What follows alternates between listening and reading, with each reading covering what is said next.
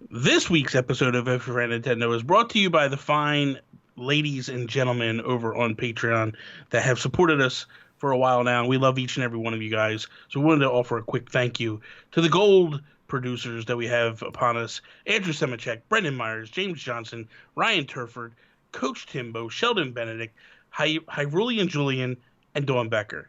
And then we have the amazing platinum producer, Mr. Mark Moody, the glorious one himself. And then our diamond executive producers, Bobby Miller, Lee Navarro, Ted, Corey Hicks, and Jonathan Brown. Thank each and every one of you.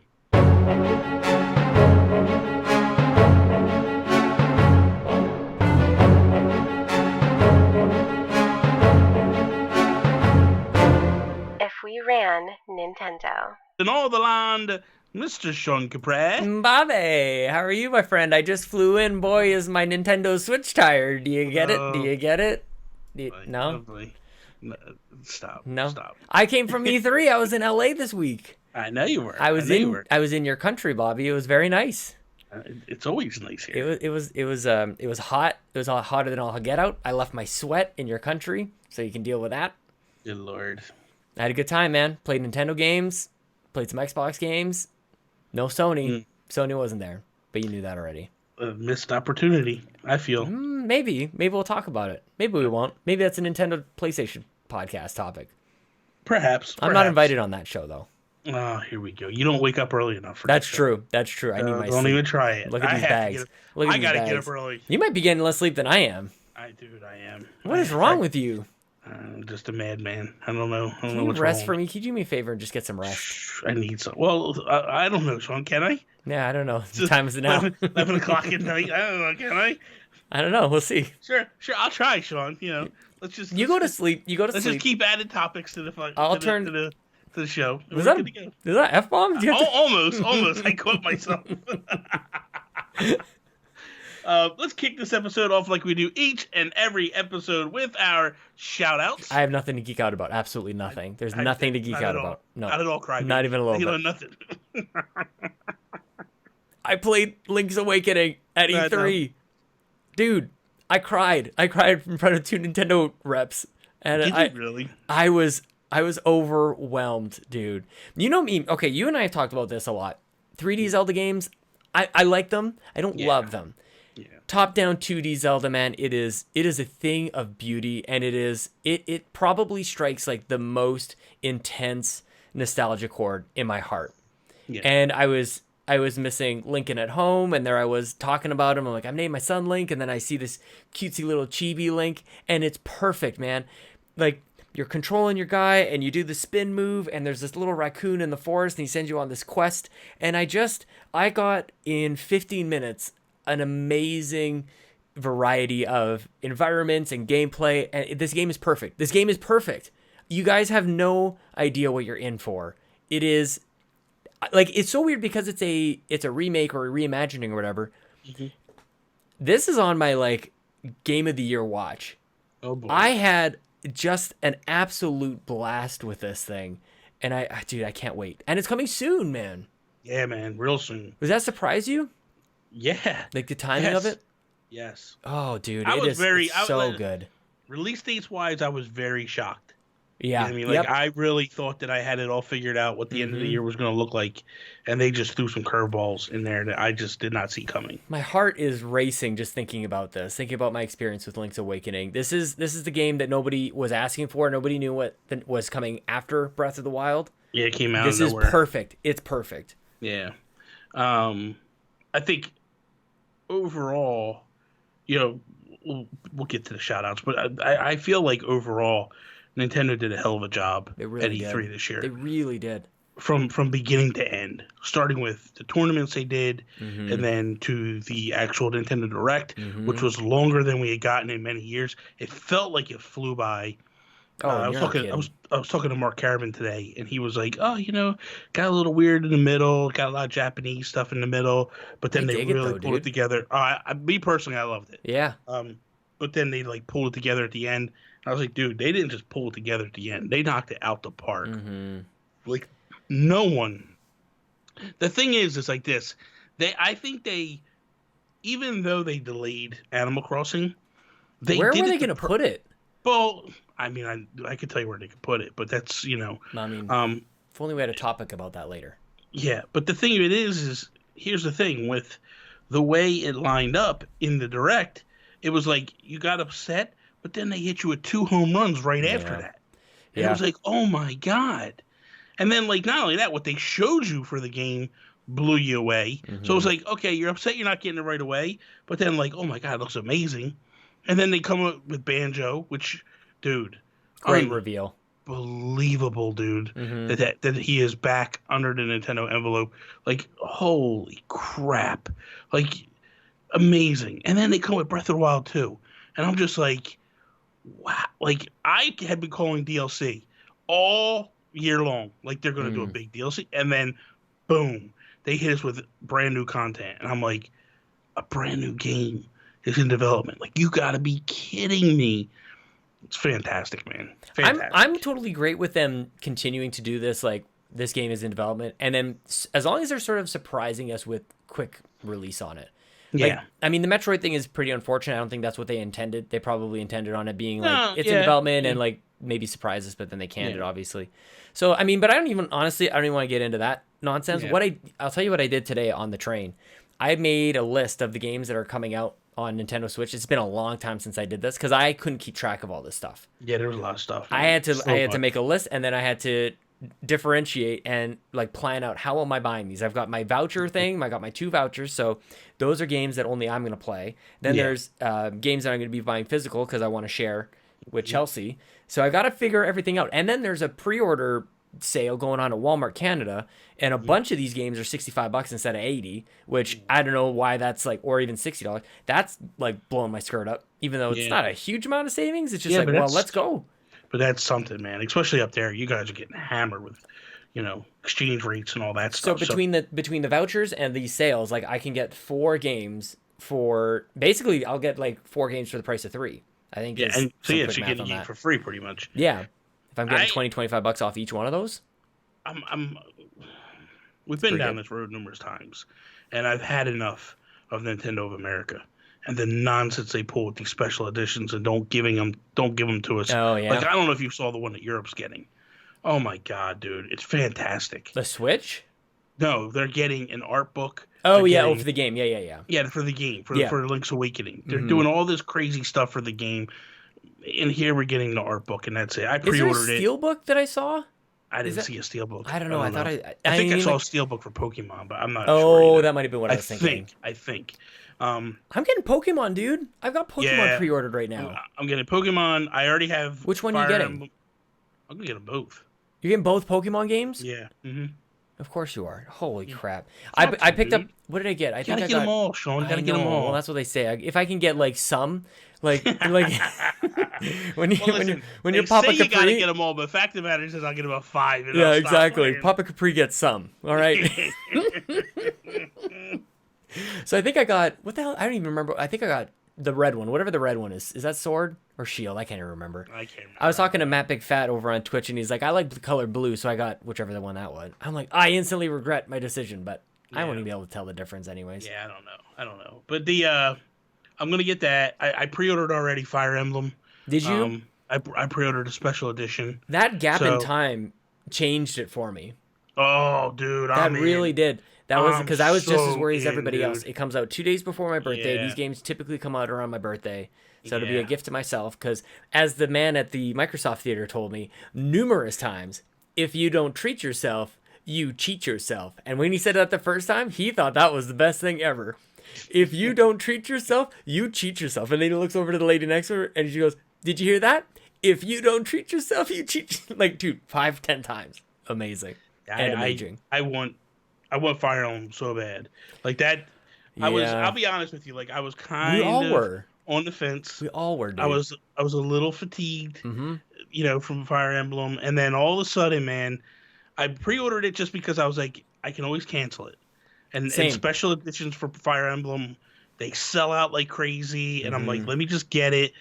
And then all of a sudden, man, I was like, I saw that trailer and I was like, I am so in, man. Yeah.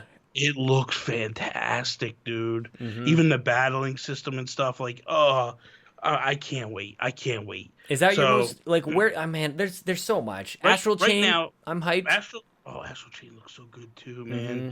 But for me right now, it's probably, if I got to list like my top 5, it's Fire Emblem, Link's Awakening, Pokemon, Astral Chain, and then Luigi's Mansion. Oh, really? Yeah. Did we get a date for Luigi's Mansion? No. That's No. weird, right? That's weird. I think it's weird. Yeah. I think it was the 2019. I think they're fine tuning it. Mm-hmm. I think ultimately they would like to hit the October date. But It's not I strong think enough to be December, but that's kind of what. it might wind up being December. Right? It's Honestly, kind of I lining up think that it way. is. So we'll see. We'll see how it Yeah. is. But yeah, I'm hyped through the roof, man. I want to know what people are pre-ordering out there. I want to hear that from people because I'm hyped, man. We don't have this really anywhere else. I need to get my spreadsheet skills out. Yeah. Okay, so shout outs. Because we got way off the beaten path with that Hey, one. man, it's B3, baby. Yeah, that's true. That's true. I want to give a shout out. Well, first I want to shout out and thank everybody that made E3 fantastic for me. There were so many people that first pre E3 guested on Nintendo Talk, made those episodes amazing. Everybody loved those shows. You guys, next year I'm going to ramp it up. It's actually got me probably going to do something pretty spectacular and going to get announced here really soon for Nintendo Talk moving forward. I think everybody's going to like it when I finally reveal what I'm doing. And then just the streams. I did Microsoft with Joseph Moran, and then like I just had other people popping in and doing stuff, and then the Nintendo one, and everybody that came and supported the streams and were like hanging out. Like the Nintendo one, we killed it, man. Had so many people there. It was so much fun. So thank everybody. And you know what? Big shout out to Rybo too, who I was texting just before I went live with the Nintendo one because I ran into a little bit of a snag, and real quickly he's like helping me through it and talking me through it as always. So thank you to everybody on that one. So I just want to, that was my first shout out. Nice, man. Yeah, I as you may know, Bobby, I was at E3 last week, and I was gonna say I bumped into him, but we very specifically scheduled and we did a meetup with Hoshui Ponce, Nin Mobile News, and who's that guy? Hoshui Ponce. He's a good friend. He's a good friend. I hope he knows you're joking because you know what, man. He knows I'm joking. He knows I love him to death. I just wanted to give you that quick out because I met a lot of people at E3. I bumped into people and we took selfies and we had great experience with everything that happened over at Xbox. But the things that were most special, the things that and I don't want to downplay anything. It's all amazing. But I don't know, man. I don't know how to say this without making other things sound like marginalized at all. But giving Hoshui Ponce the biggest hug was, I'll never forget that, man. And I've known him for a long time, and him and I have had hour-long conversations on the phone. He's been on We the Gamercast. We've known each other for a long, long time. And just that, I'm right around the corner. I'll meet you by Capcom's Monster Hunter thing. They've got this giant ice sculpture, and there he is. And we give each other a big hug. And then we're just kind of okay, so how's your E3? And then we sit down and I'm like, so how are you? Let's talk, man. That was the first real conversation that I had with a human being, other than E3 is amazing and Gears of War 5 was awesome. And that was once in a lifetime opportunity. But sitting down with Hoshui Ponce and going how are you doing? How is life? It was amazing. It was so great. So, you and I have been friends with him for a long, long time, and he's been very encouraging to us over the years. And absolutely. I just wanted to put it out there that time that he took out of his day and his E3 could have been doing a million other things. And he popped into the stream the day, the day, and I even said at the stream, he popped in. I said, guys, go follow Nin Mobile News. Don't just follow him. Hit the bell, because that's the only way you're going to know all the stuff that's coming out. And you know what? Because of Hoshui, because of Nin Mobile News, I got all 4 amiibo that got pre-ordered. Yep. I was able to order them all. And I was also to get the Link's Awakening pre-order. So it's the thing, man. It's the thing. If you're looking for stuff, Nintendo, you want to know how I get everything? That's how I get it. Yep. It's not a big secret. I follow the guy, I hit the bell, and every single tweet he puts out, I see. Yep. And then you know what? When he puts out a tweet that's saying hey, this is available for pre-order, Here's the link. Boom. I click it. I go. I buy it, and I don't ever sweat it. It's dude, the guy is so amazing, man. I know. I'm waiting for him to set up shop in Canada because I need that service here. I'm counting on Amazon's thing. Like the Link Amiibo is still not available here. You'll never get it. I know, man. That's so frustrating. I've got a Pichu and a Pokemon trainer on pre-order because I fluked out and I found it on Walmart, and that's it. Yeah, I got both of those as well. I got so many. Oh my god! And everybody said Amiibo was done. Yeah, you guys were sure of it. Well, no. The Amiibo being done mean future. We knew the Smash one was going to get more. They already said we're going to complete it. I know Link's the only one. Okay, that's special. We're waiting to see what Animal Crossing does. I want to see more. Dude, there's Chomps. There's Mario things in Link's Awakening. I was like, I didn't know that. I'd never played Link's Awakening before. Yeah. And I'm rocking around like, what the hell is that doing there? And oh man, it's such a great time. My next shout out is to Nick Militia. Oh yeah. Next Level Games. I just saw him earlier tonight, and dude, he came to the streams, right? He was at every single one of my streams. Fantastic. Him and his wife watched every press conference with me, and we're getting ready to go live on the Nintendo one, and he actually turned it on in his store. So he had me on the screen watching the direct with me live. He had some people there, customers were there watching with him, and he's telling me to watch my language. And I'm like, listen, Nick, if something happens, I'm going to have to let loose. I'm sorry. And he's like, you can't. You got it. I'll have to turn it off. And then someone in the chat who was in the store said, hey, his wife Jen said it's okay if you got to curse. So I said, Nick, your wife said it was okay, so it is what it is. And then, but the funny thing is this: I referenced about getting Amiibo Festival because people were breaking my tunes. I was like, I got a brand new unopened Amiibo Festival here from Nick, and JB's like, how much did you pay for that? I said $10. Paid $10. And JB's like, dude, he ripped you off. I paid $5 at GameStop. No way, dude. So JB calls him out in the chat in front of everybody. So because of that, I said to him when I went up there tonight, I bought a bunch of stuff from him tonight, and I said, listen, if you don't treat me right, I'm going to go tell JB. Oh my gosh. And he's like, so JB, he treated me right, thanks to you. So there you go. I love it, man. Holy cow. That's so funny. Man, I'm pretty sure I paid full price for Amiibo Festival. Oh, I paid full price the first time around. Oh my gosh. I have 2 copies. Yeah. I have the original and I have an unopened one. Oh, then you're really winning. Yeah, I'm winning it all. Yeah, winning obviously. It all. So, yeah. You have anything else? Or really? Well, I don't think there's a need to be quick about this other than to say Justin Maston helped change my life, man. He gave me an opportunity that I can't even begin to try and describe how amazing it was to be behind the scenes at Nintendo. They walked up and they're so nice. Of course, they're all Canadian. There's a couple French Canadians over there. There's some people from Ontario. They're all over. But we walk up and they say, welcome, and here's your boot. Here's your screen. They put a control in my hands, and then Link's Awakening fires up, and I bawled like a little baby. And that happened because of Justin Masson, and he trusted you, and he trusted the Mega Dads, and probably 5-6 other people before me, but that's neither here nor there. Thanks for that. It got to you. That's all that matters. It got to me, and that does it. Everything else is A-okay. All I can say is that Luke and I both had such a genuinely wonderful time at that booth playing the games that our half an hour flew by, and at the end of it, I had 2-3 people from Nintendo Canada trying to figure out how we could stay longer. They're like, surely we've got a spot. Surely we can come. And the only time that they had was after we were flying home. So they're like, I think Destructoid was right after us. And they're like, maybe we could just like push it just a little bit. Like, let's. No, they weren't. But they were really genuinely, they weren't pushing anybody, but they were genuinely trying to get us there, like to extend our stay and figure something out. And it was so, I just felt like I made some friends and I got to play some games that were really meaningful. And all of that happened because of the friendship that we've made with and kept over the years. Even though we abandoned our country and went to Ireland, we went to go hang out with Barry Dunn and everybody else over there, all the Oompa Loompas over there. Good Lord. Good Lord. I'm sorry, Aaron Doherty. He's one.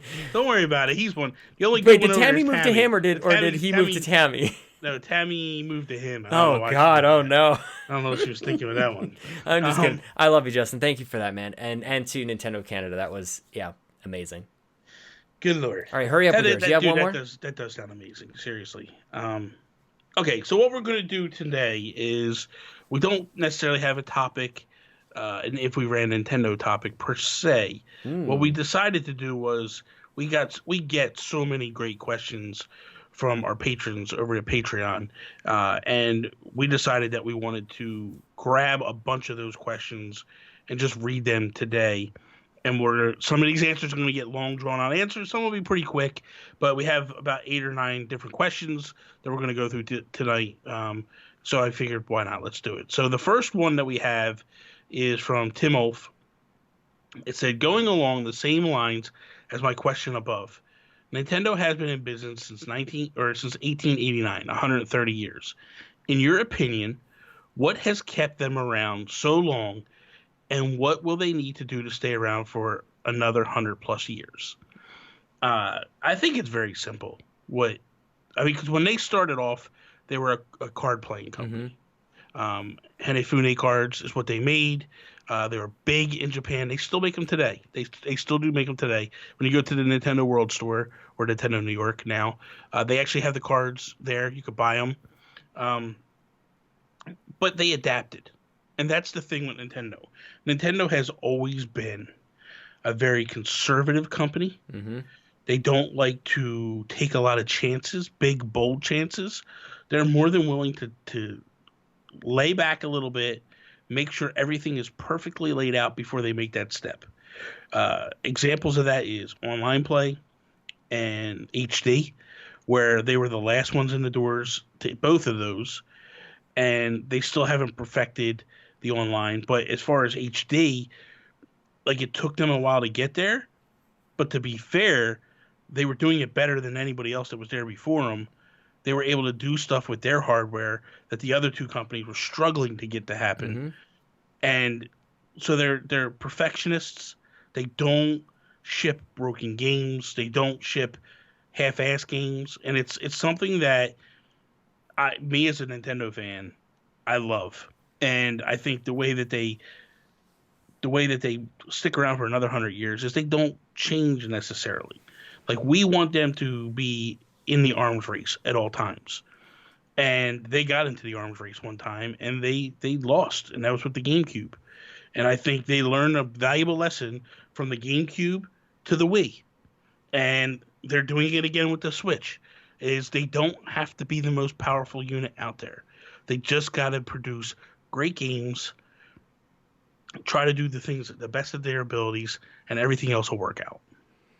I mean, the thing that they do, and it's caused them to sue people, and it's caused them to maybe do things a little bit crazy. They love their product, and they love the people who buy them. I think that's probably the thing that is throughout all the changes, all the Wii's and the Wii remotes and the move controls and motion controls and the cards and arcade systems. They know the value. They maybe even overvalue themselves. Yeah. And that allows them to drive a ton of profit. Their games never go down. Their systems, very rarely, aside from maybe like the 3DS, they'd never drop in price significantly. They keep their value, and that drives so much revenue for them. And they value their IP. I think that they respect their IP more than Sony, and certainly more than Xbox. And that creates this like core that's like impenetrable. You can't sway that. You can't move them from their path because they have like their core values are, from a business perspective, are unshakable. So I think that's part of it. So I don't know necessarily that we're going to get into like what tactical kind of things or what's the new gadget or technology that they need to stay relevant over the next 130 years. They're the House of Mario. And as long as they value their properties, their franchises, and the products that they put forward, they're going to be around for a long, long time, man. I think what they're doing right now is setting them up to be around for 100 years. Yeah. And that is they are taking their IP and they're cashing in on them. They're taking the IP that they built over the last 30 years and going, we're gonna future-proof these characters. In the same way that Disney has, they are doing the same thing. They are merchandising them. They're opening stores. Disney stores. Yep. Now we have Nintendo stores going up all over the place. Theme parks. Disney's been doing it for years. Here comes Nintendo. Movies. Here comes Nintendo this year, or in the next year or two with movies. It's something that they see other companies doing, and they're going, okay, we need to branch out and open our business up. Yep. Get our tentacles all over everything. And a few years ago, when Iwata said, hey, if you have a company out there and you're interested in doing business with us, please reach out to us. Mm-hmm. And people thought like, oh, please, Nintendo, you're not going to really go full. And they've showed that they have gone full bore and accepted all kinds of offers. They're listening to every offer, and they're weighing them out, and they're going, what works, what doesn't work. And to me, it's solidifying their future. Well, I think it speaks to the surface level is changing, but their core is still the same. Their core, like I said, is centered on families. And so with Xbox and PlayStation, I think centering on like hardcore gamers, whatever that even means, those people are very flaky, I think. Yeah. But family will always be there. People will always be having families. There'll always be moms and dads, moms and moms, whatever, having kids who need to be entertained, and that's where they count on those franchises. So they've got their vision locked in, man. So I think that's good. I agree. Next question comes from Bobby Miller, and he says, if you ran Nintendo, would you finally call out PlayStation for the Move controller? I mean, we all know it's a Wii controller with Motion Plus. #honesty. So my thing is I wouldn't call him out for the Move. I would call him out for PlayStation All-Stars. I would pick your battles. I would just everything, Bobby, everything that they've copycatted over the years. Yeah, I would grab them and I would beat them down and just hammer them away. You know what I mean? Like, what I would do is I would do a poster of Nintendo's hand holding the Nintendo Classic. Oh my God. Yeah. And then PlayStation holding the PlayStation Classic. And then the final poster with a hand holding a hand giving a middle finger. And going, okay. We know how to sell. This locks into my previous comments about locking in on core values and family and stuff. Well, yeah, no, bang on. Yep. Yep, totally. I wouldn't do that. Well, you could do something like that, throwing it into the garbage or throwing it in the trash or something. I'm being facetious. I just think that they don't need to call them out for it. I think Nintendo just ignoring it, we talk for them. Yeah. The fans talk for Nintendo. And that is classier. It's obvious what the Move is. It's obvious what PlayStation All-Stars is, the Classic, everything. You know what I mean? Like, Nintendo created the Rumble controller first, and then PlayStation copied it. Like, PlayStation has copied them since the beginning of gaming. So it's you know, it is what it is. And Nintendo always rises to the top at the end. Like, they have the ability to do some fantastic stuff with their franchises that will always do some stuff. And I'm sitting here telling this to a Sony pony. So I don't know why. You know, he loves Sony. So I don't know why. He knows it. He knows it, man. It's undeniable. I love when he comes to the streams and talks about how great PlayStation All-Stars is. That's like, amazing. You can be a big daddy from BioShock, Bobby. Did you know that? Ooh-wee. You know, the game that started as a 360 exclusive? You know. Yeah, that makes sense. Yeah, no, exactly. I love you, Joseph. Yeah. Okay, next one comes from Lee Navarro. Games not on Nintendo platform that you think would perform well, setting aside hardware requirements. So if we were to say, like, what games do we think could come to the Switch, perform well, regardless of whether it could handle it or not? I think there's a couple games in my mind right off Jump Street. 3 games. I feel like Sea of Thieves would do really well on the Switch. I think, good God, I got Overwatch. The Arkham series I think would do. Oh, sorry. Really, that's fine. I think the Arkham series would do really well. Yeah, what's your other one? Overwatch is mine. But they need to figure out the voice chat business. Yeah. But Overwatch is a great game. Another game, Bobby, that I just got from the library that I'm looking at right now. This game is messing with my brain. Tetris Effect is phenomenal. And I don't think you need to ignore any hardware requirements. I think this would work absolutely perfectly. this game would perform exceedingly well on the Nintendo Switch.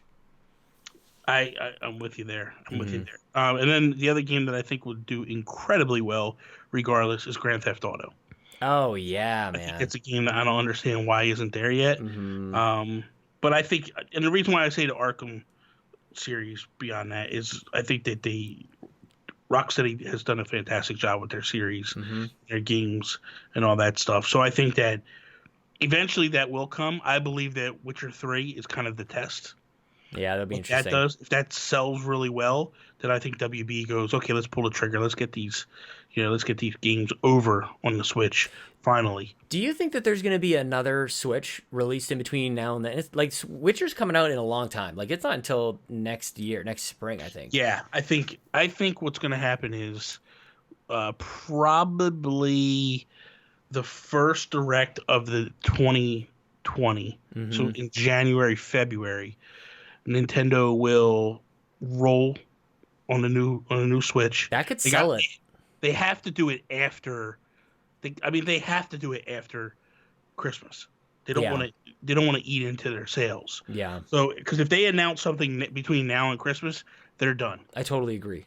People will stop. They won't buy them for Christmas because they're going to wait for the new one. So I think you do it right after Christmas in January. You announce, hey, we're going to upgrade the Switch. We're going to do this with it.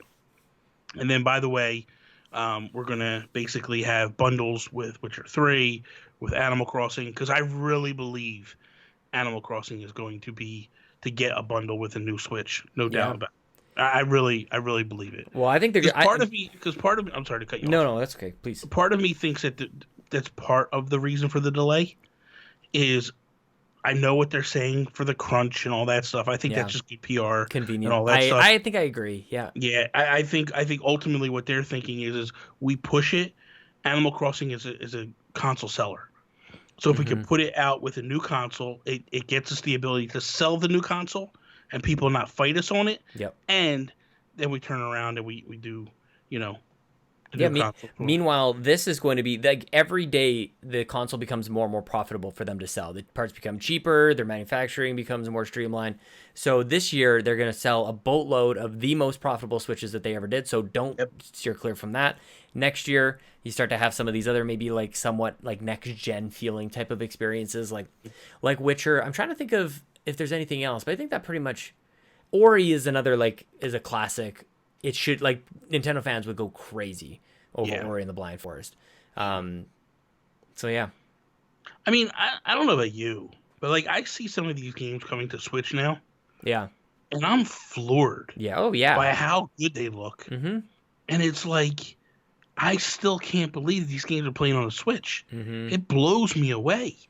And I'm like, man, this is just nuts. It's good that you're still like that because I think a lot of people have become very complacent very quickly. Yeah. It's like Skyrim came out and then Doom and Wolfenstein. They're like, well, anything can, like, that's not really the case. Like, there's. But you look at the new Doom, you look at the new Wolfenstein. Like they look fantastic. Mortal Kombat. Day and date.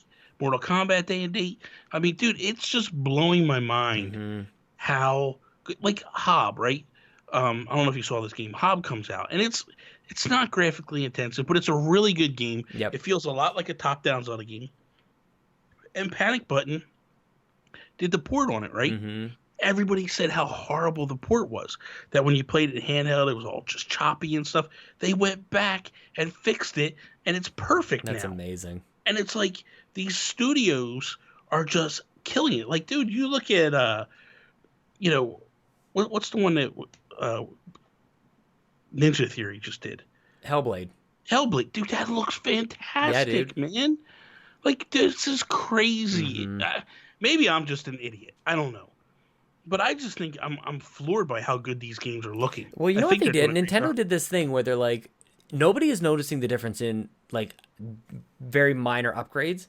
So they're like, who cares if you notice? That means people don't notice a minor degrade in quality. Yeah. So they're like, everybody's fighting for, like, an extra frame or two or an extra couple Ps. And they're like, why spend our time and resources there? Back it off a little bit. Nobody cares. And then that's just like, holy crap, it's this magical thing. I think they're also starting to realize, like, as long as you just keep the frame rate solid, people are okay with it if the graphics don't look as I've great. always been like that, definitely. Yeah, so I stopped dead in my tracks if those frame rates halt. Yeah. Good question, Lee. Definitely, Lee. Next one is from Mr. Todd Oxtra. Timeout for topic by Todd Oxtra. Okay. Now that Microsoft and Nintendo are best buddies, what would you like to see Nintendo do for Microsoft as a thank you? Samus armor in Halo, Link ship in Sea of Thieves. Nothing. We don't owe Microsoft anything. Microsoft owes us the world for everything that we've done for them. So yeah, I don't think Nintendo. No, I think at some point Nintendo does something. Mm-hmm. I mean, let's be fair. Let's be realistic here. Nintendo, by putting Banjo in Smash, has done something for Microsoft. I would agree with that. If Microsoft is at all smart, they will jump all over a new Banjo right now and make it happen. Yeah. Because if they are smart and they're looking at the tea leaves and they're seeing what putting Mega Man in Smash has done, putting Cloud in Smash has done. Look at Fire Emblem. Fire Emblem, right? Single-handedly resurrected that damn series. Yeah, like look at Castlevania. Like they're actually putting out Castlevania collections now. They all these companies are starting to take advantage of their character being in Smash because all of a sudden they realize these Nintendo fans are rabid for our games. Can I put out a new? Everybody's figured out all the next Smash characters, and most people are drying up on their ideas. The well is dried up, Bobby. The next character that I want in Smash Brothers are the hockey players from Blades of Steel. Okay. And I want them to lock jerseys and they punch each. They should be trophies. They should be assist trophies. Oh my god, dude, that would be so great. They'd skate out there. Ding, ding, ding, ding, ding, ding, ding, ding. I tell you what I want. I want to see Master Chief. I don't care about that. I know everybody says that. I want to see Master Chief. Because there have been a few things. I'm sorry. I feel like having Snake in there. Yeah. Just makes them fit. I mean, no. Get a Gears of War Lancer up in there and have him chop Kirby up in two with a chainsaw gun. Well, is that the sign for the end of the show? No, that's not the end. No, we're not. I know. Too early. That happens sometimes. It's okay. But Mario's been in Minecraft, right? Yes. Mario has which, by the way, I played Minecraft Earth behind closed doors. Dude, it's gonna blow your mind. Really? Is gonna blow your mind. You build a little it's like Lego, like it's Minecraft. You build your little set on the table, and then you go like, I want to live in that, and then you go like, and it's your whole world, and you live in it, and then you and I can play together. And when I see you in my phone, it's got a little like dash. It says like Nintendo Guru. It's got your gamer tag up there, dude. It is unbelievable. It is gonna blow your mind. I want. To answer Todd's question, this is like totally never going to happen in a million years, but I'm just playing the Lego Speed Champions on Forza Horizon 4. I want Mario Kart DLC in Forza. I want some sort of like Mario level, if it's just a track or a couple of tracks or something like that. Dude, that's how I would do it. That'd be pretty cool. That would be amazing. Yeah, I'll give you that. That'd be pretty cool. Thank you. Grouchy Surge is next. Should they bring games like Arkham Black Gate and Assassin's Creed Chronicles to the Switch? How about Elder Scrolls Blades, Grouchy Surge? My thing is this. I would say no. And the reason why I would say no is, like I said earlier, I think the Arkham series would be fantastic on the Switch. I feel like they could definitely do something there. Put it this way. There's no reason for Arkham Asylum and Arkham City to not run on there. They're 360 PS3 games. Yeah, they're on the Wii U. Yeah, so they can play on the Switch. They should bring those over. They really definitely should. And then they should find a way to bring the Arkham Knight over. I think it could run. It'd probably be a bit of a downgrade. Be pretty tricky, yeah, for sure. Well, I mean, yeah, like everything else we've talked about. Bring Arkham Origins as well. But those are the games I would bring. I wouldn't bring that game. I played that game on the 3DS. I hated it. Did you? I thought it was horrible. Well, was it 3DS or Wii U? I think it was on the Wii U. It was bad. It was so bad. I mean, it couldn't hurt. The thing that hurts Nintendo is when that's all you get. Is when everybody else is getting the big like AAA thing, and then Nintendo gets the, I don't know, is it a handicapped? Like it's a golf term. It's okay to say that. Gift version. Yeah. Oh, okay. So you can just go right there. Okay, cool. Yeah, I was being careful. That's what I've always knew it is. I don't know. All right, in Jersey. Yeah. Okay, hey man. I like it. Hey, I like it. Okay, so Brendan Meyer says, if we ran Nintendo, would you entice people to buy online by including a free Zelda-like or Mario or would you allow a game sharing like Xbox between 2 or 3 Nintendo accounts? Um, I say why not do both? Give Mm-hmm. people the option. Say, listen, you could do one of two things. You can, if you are a single player like me, you can get Breath of the Wild or Odyssey for free. And if you are a, kind of like maybe like a game, not like a Games Pass, but like an Xbox Live Mm-hmm. or PlayStation Plus thing where they give you a free game, go, hey, and like Tetris, we get the Tetris 99. So do that and say, go, here, you can have this. Or if you're a family member player, you can actually just transfer games between, because you can't do that right now. No. So you could just say to them like, hey, listen, you got one of the two benefits. What do you want? And you pick. And if you're a family share thing, you could transfer titles. And if you're not, and you're a single person like me, and you just got the one, hey, you can have one of these two games for free. Now, don't get me wrong, I've already got both games, and I would go, there would be a million people to go like, well, this is stupid. Why do I get this? So you basically just say to them like, these are the games. This is what we're offering. It's part of it. Take it or leave it, and just be done. This one frustrates me quite a lot, actually, which has to do with the thing I launched into at the beginning of the show, is like where I've got to figure out which games I'm buying physical, which games I'm buying digital. And like Chelsea and I, we share games across consoles on PlayStation and on Xbox. And then when it comes to Nintendo, we got to think long and hard about it. And all I got to say is Nintendo's lucky I want those games so bad, because I don't give that kind of thought to anything else, man. Yeah. Like really, Mario Maker, we got physical. Link, we're going to get physical. Pokemon, probably digital, because like she doesn't care about it. But like, man, it would just be nice if it just, all it is you're like, I'm lending you a game. But I'm not giving it to you, because if I'm going to play it, then like my account kind of kicks it over. So I get a little bit frustrated by this, but I don't think that there's really any monetary incentive for them to do it, because we're going to be buying 2 copies of Animal Crossing, man. Like that's where we're going to be at next year. So I don't know. It's a tough one, because as a gamer, I want that, but I don't understand how that's benefiting Xbox or PlayStation to give us that courtesy.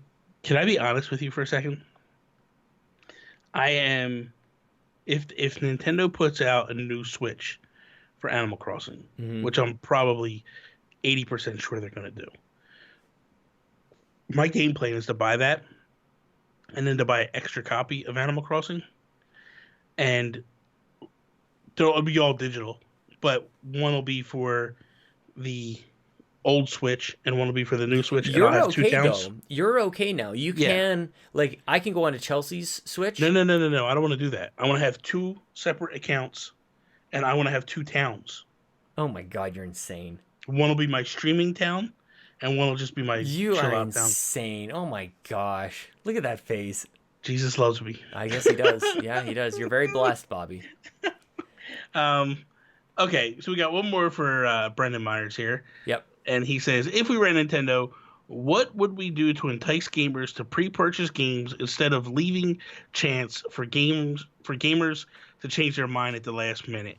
So you mentioned it earlier, and you were like the vouchers. Vouchers. I'm with you on that one. I feel like with the voucher system, it just lends itself to make people go like, you're saving so much money on it.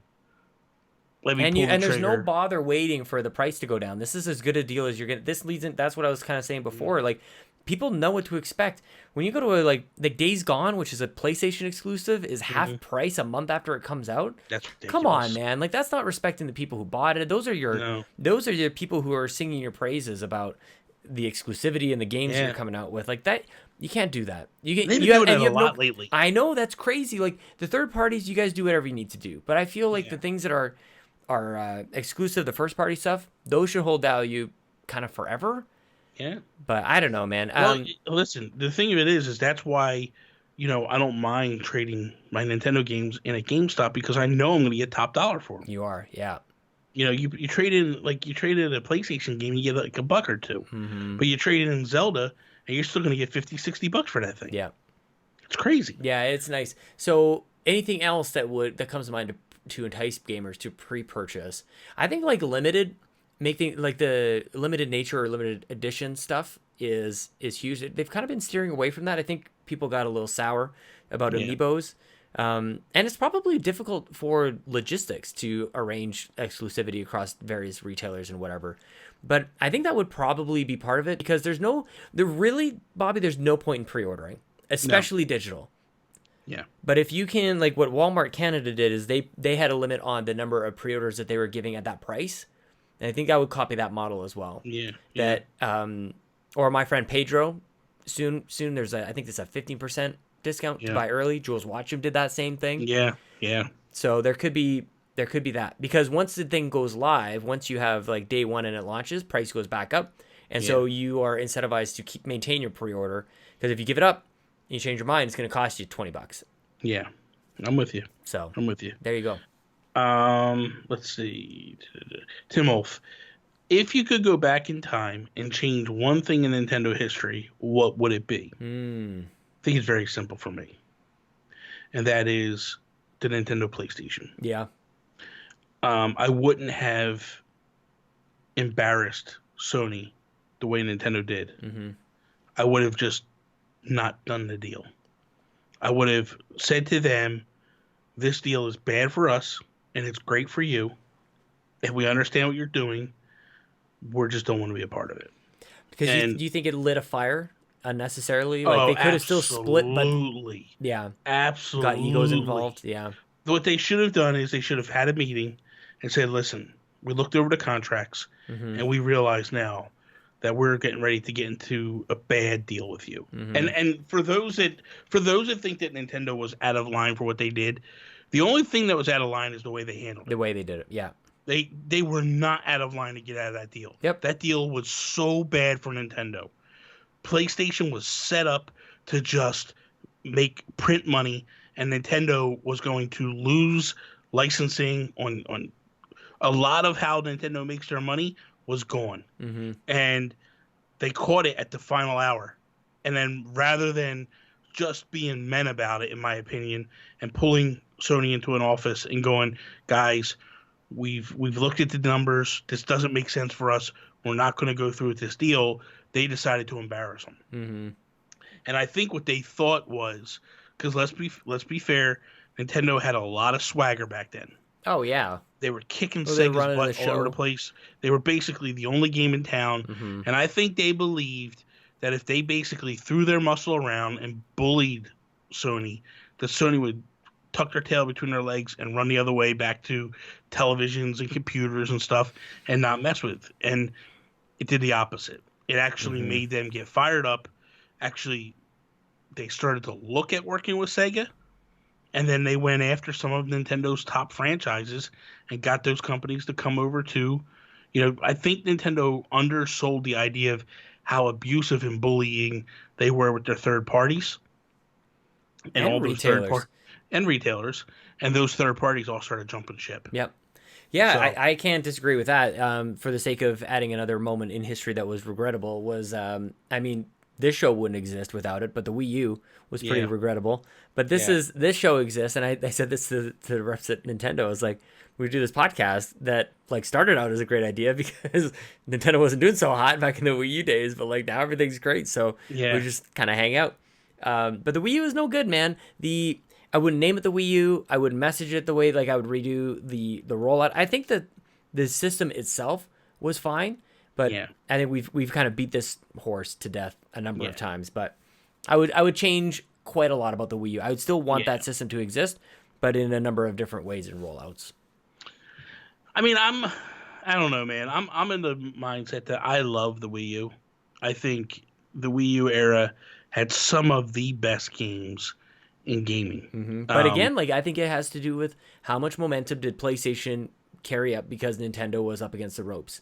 Like imagine if the Wii U actually built off of the Wii, like and they went from 100 million plus units to 150, and it worked out the way they probably imagined it should have. Yeah. Then you don't have Xbox doing the crazy stuff that they're doing and PlayStation doing the things that they're doing. Like if they were managed to carry that through and dominate the market so that people were like, I just need my Nintendo Wii 2 or whatever that ended up being, dude, it'd be a different story.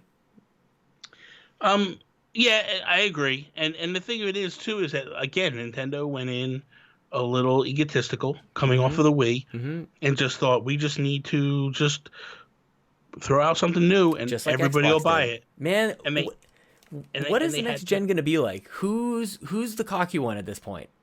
Oh, Sony Definitely Sony. But is it going to cost them? Like, I can't imagine. I think something. I think it's already costing them a little bit. I mean, I think people are very leery about what the 5 is going to be and what they could do. Now, don't get me wrong. You got a lot of, I'm just going to say it, you got a lot of idiot fans like Joseph Moran. Oh, wow. That's, I'm not just kidding. Straight up. No, I'm just kidding. Now, you have a lot of Sony fans that are just going to ride or die. You know what I mean? Like, they're going to buy it no matter what. But I do believe that crossplay hurt them, and it's still not perfect for them. And I think that egotistical stuff will catch up to them. I don't Google believe might be the one, actually. Now that I think about it, Google might be the cocky one. Like, we're Google, and we can just come in here and. I don't think Google's cocky right now. Yeah, I don't believe Google's cocky at all. When I look at what Sony is doing, right? Not doing a PSX, not going to E3, not doing crossplay. Like, you can say that not going to E3 was anything but egotistical, but I think they really believe that their messaging is solid, that they are on top of their game. They're in a place where they could do what they want to do because we're Sony. I'm sorry. Skipping E3, to me, is a mistake. I'm not saying you have to do the press conference because Joseph and I were talking about this, and he was like, no. Like, what are they going to do? They're going to show the same 2 games again? No, I'm not saying show anything. You can skip the press conference. But their biggest objective for the past year has been VR. They could have filled that whole area that they rented out last year with VR booths. Yeah. And let people on that convention floor try VR once and for all. And they could have put a couple of great games that they have on VR in the booth, and I guarantee you they'd have had more people buying VR coming away from E3 than they do right now. Because right now, I guarantee you, nobody walked out of that E3 convention and was like, I need PSVR. Yeah. I personally think it was a mistake. I think that you take the opportunity to either you could have put demos out. Like, you're going to tell me that you couldn't have put a booth out to and had Death Stranding demo? People don't know what that game is. Yeah. So instead, you have games like The Outer Worlds dominating people's conversations, or Cyberpunk dominating the conversation. Pre-orders out. Like, yeah, they really could have squashed a lot of the other conversation. I mean, Sean, Cyberpunk was on the Xbox stage. Yeah, that would always have happened. But you think that doesn't help or hurt a company? It helps. And granted, last year it would have happened the same way. Yep. But you know what the difference was from last year to this year? You didn't have the next day Sony coming out and showing it on a sizzle reel to go, hey, we got this game. Totally. I guarantee you there is a huge portion of this country that believes that's coming to Xbox and that's it. Yeah. Now, the hardcore gamers, we know it's going to be all over the place. But I guarantee you there's a portion of the country that has no idea and right now are thinking that's an Xbox exclusive. Because Sony has not come out once and said contrary to it. I think that I hope they lock that down, man. That's how the 360 was so successful for them. Like, really strong third-party RPG.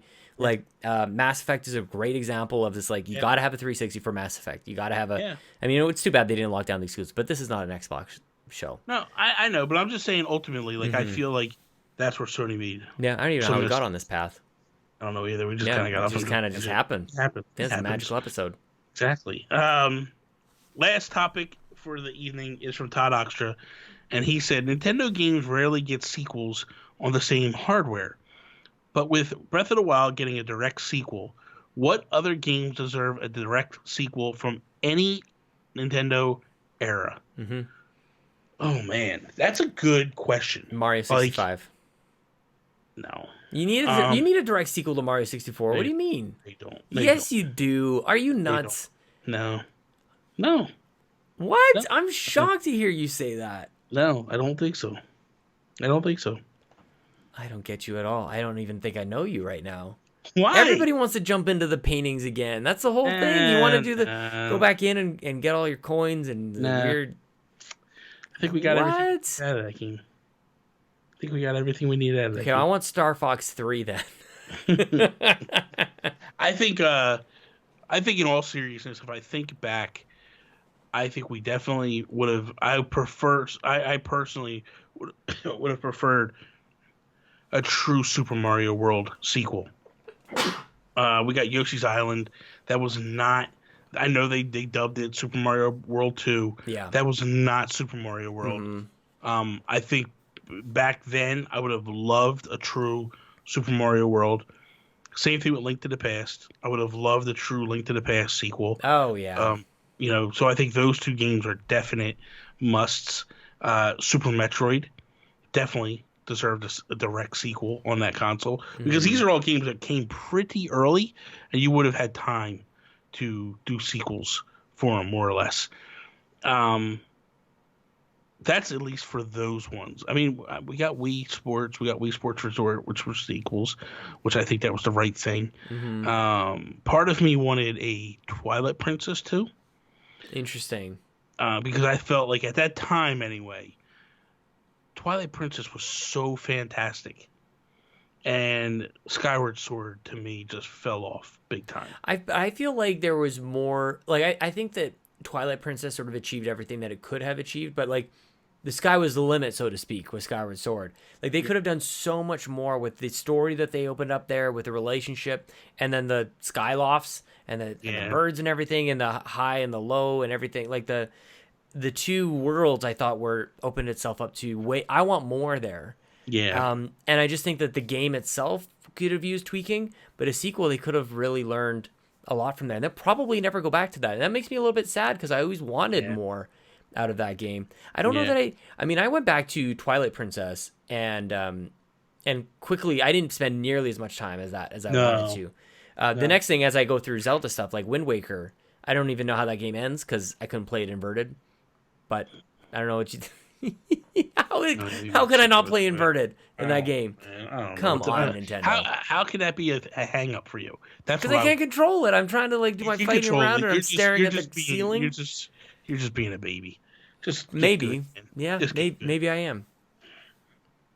Maybe I am. You definitely are. Don't worry about it. We got a lot of Kirby sequels. You piece of trash. Trash. Too early? We do get a lot of Kirby. Horrible. We do get a lot of Kirby sequels. So that is all. Thank you guys for listening to another episode of the. How do I do it? If we ran Nintendo. How does he do it? If we ran Nintendo podcast. We have one more topic that we're going to do that is Patreon exclusive. It's from Grouchy Surge, and he's saying, if we ran Nintendo, how would you handle Animal Crossing and the angry Nintendo nerds from here until the release date? So that'll be an exclusive topic that if you want to hear it for as little as $1 a month over on Patreon, you can get the episode a day early, and also you can get the exclusive topic. For those that are interested, you can follow Sean Capri over on Twitter. Sean like Connery, Capri like the Pants. You can follow me at Nintendo Gurus. That is all. Peace out, Preston. My name is Toby, and I love to play video games, and I hope you have tea and biscuits while you do it.